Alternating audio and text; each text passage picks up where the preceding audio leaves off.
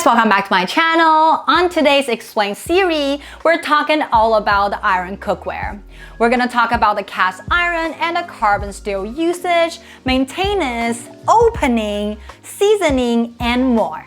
Check it out. Hi friend, this is Erica right here. I'm a tiny citizen currently living in America. Cooking and traveling are my passions, so I'm here to share with you my favorite Asian recipes. On each Explain episode, I'll pick a topic and explain all about it to you. It can be an ingredient, a sauce, a cuisine, or even today as a cookware. So if that interests you, please subscribe and keep watching. Cast iron is a very popular cookware here in the US because it is the best material to cook a juicy charred steak in.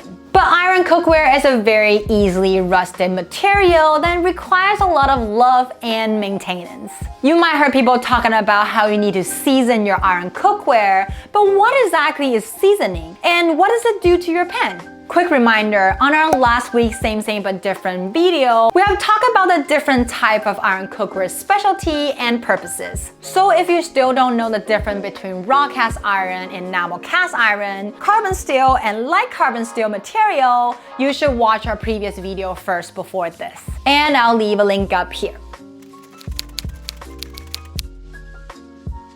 Seasoning your iron cookware is crucial, especially if you have a raw cast iron, carbon steel, or light carbon steel cookware, because these three types of material get rusted easily. So we need to create a protective layer on the surface of the iron cookware to prevent it from rusting. This layer that's made by the polymerized oil will also make the pot non-stick, and we call it the patina. According to Le Croiset's website, a patina is a layer that is gradually produced over time on iron cookware that creates an easy release, aka almost non-stick, surface on the base of the pan. Because iron cookware have a lot of micro pores on the surface, especially raw cast iron. Cooking in a cast iron without seasoning, your food will easily go into these pores and got stuck. But the process of creating this patina layer, the oil will go into the pores and fill it up and create a slippery and smooth surface to cook.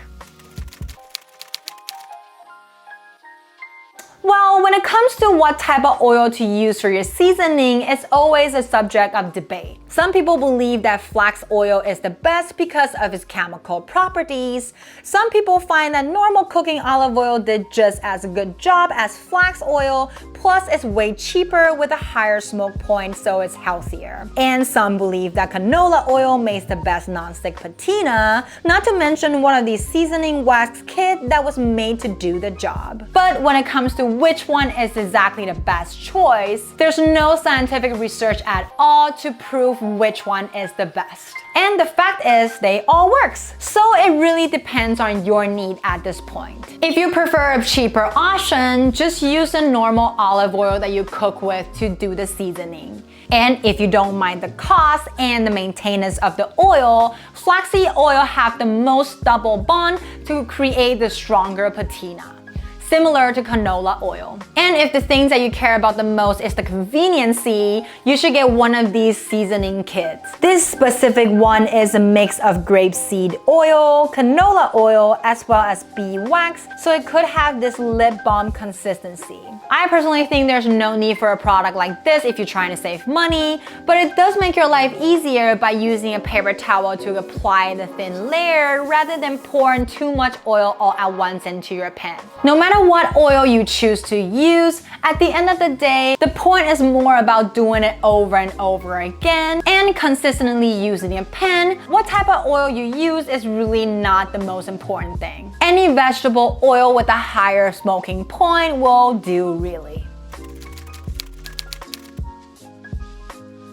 The biggest concern when it comes to using iron cookware always comes down to the safety of the patina. Patina is a very stable and thin layer of polymerized oil on the surface of your cookware. The patina and the rancid grease is very different. There are no solid scientific research on its safety, let alone with the best procedure of seasoning, so everyone cannot have their own way to do it. And since the iron cookware have been used in our life for thousands of years, and there's no direct link on how using iron cookware with patina to cook your food is related to cancer at all, at least yet. I still find this way healthier than using a Teflon pan. Since we're worrying about the chipping chemical, Teflon is definitely way worse than patina. But your life, your choice, right? So let me know what you think in the comment down below. Are you still using your Teflon pan for non-stick purposes, or you're willing to switch to an iron cookware? Now, you already know what is seasoning and have chosen what type of oils you want to use to season your pan. Let me show you how to open and season as well as maintaining the 3 major types of iron cookware out there in the market. First, let's talk about the raw cast iron. Here's a brand new raw cast iron I got from Lodge last week. When you first got your iron cookware, no matter if it's cast iron, carbon steel, or light carbon steel, there's always a first seasoning before your first usage that's a little bit more complicated than the normal seasoning process. In Chinese, we call it kai guo, which can translate it to opening wok. You can also understand it as opening the best potential for your wok. And here's how you open a cast iron. Take off the packaging and use some neutral detergent and scrub to carefully wash the whole pan clean, including the handle, back of the pan, and the sides and details.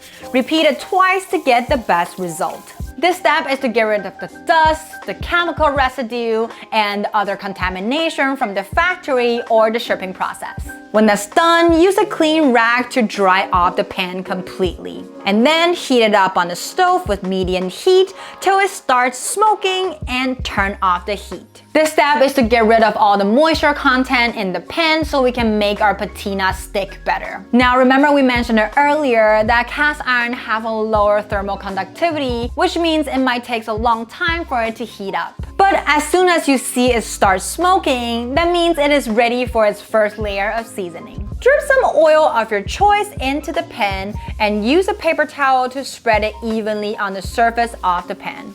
Don't forget the handle, the back, the side, and all of the small details. Because this patina is not only a non-stick coating, but also anti-rust. That means even you don't cook with the back of your pan, it can still struggle from rusting. Make sure the layer is super thin by using another clean paper towel to wipe off the excess oil. Then, when that's done, put it upside down into a 235 Celsius or 450 Fahrenheit preheated oven for 30 minutes. Why upside down? Because you want the excess oil to drip out of the pan during this process rather than creating a burnt grease inside. When the time's up, take it out and wait till it is not too hot to handle and the cast iron is still pretty warm, you can start creating your second layer. Repeat this step at least 3 times before your first usage to get the best results.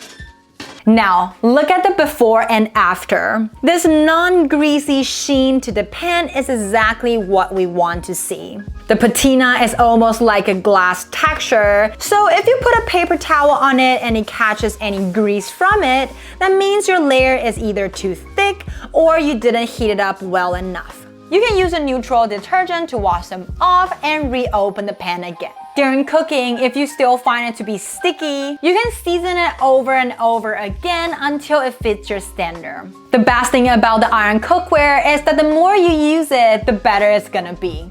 Now, when you're done with all 3 layers, you can wait till it cools down, which might take a while, and then put it away. Raw cast iron is a great material to use in the oven and stove or any open fire really. With a strong patina, it can perform a non-stick ability even without oil. But that makes maintaining and seasoning your wok very important. Iron cookware all have some micro pores in it that will absorb the flavor from your food, especially after it cools down. So after cooking our meals, we want to take our food out of the pan and wash it while it's still hot. If you wash it right away, you won't need any detergent at all. But just rinse it with hot water and scrub it with a bamboo brush. I know how it sounds so weird to wash an oily pan without detergent, but after I give it a try, it works super well surprisingly. Why can't we use cold water to wash it? Because we want to wash the wok while it's still hot to get rid of the grease. The instant temperature change might crack the pan or chipped off the old patina layer. After washing, heat it up on a stove with medium-high heat to get rid of all the moisture content. Then use a tiny bit of oil to apply a very thin layer while it's hot. And let it cool down before putting it away. A perfectly seasoned raw cast iron should have a beautiful sheen to it. If you ever seen a matte finish on the surface of the pan, that means there's food residue on your pan. Make sure to scrub them all off and re-season your pan. If any rusting or burning happened, you can soak the pan in the 1:1 ratio of vinegar water to melt them off and reopen your wok from the beginning. Most cast iron pans these days come pre-seasoned, not only to protect them from rusting during shipping, but also prevent the user to use it without opening the pan. Although caring for an iron cookware has always come down to the preserving of the seasoning, if you like to use steel wool to wash your iron cookware, that might also rub away the patina on its surface. So I'll recommend you to buy a bamboo brush that looks like this or this. It is less damaging to the coating and can be used on other non-stick cookware as well. Last but not least, the cast iron is relatively fragile, so if you drop it on the floor, it might crack it into half. And if you ever dropped it, don't try to catch it with your feet because it will definitely break your bone. And if it's still hot, it might sear your toe a little too. Thank you for watching till the end. Let me know if this information is useful for you by giving this video a thumbs up. It's only gonna take you a second, but it means a lot to me. I make video on YouTube every Monday and Thursday, so remember to hit that bell and you'll never miss out. Last but not least, don't forget to subscribe on my channel if you haven't already, and I'll see you in the next one. Bye!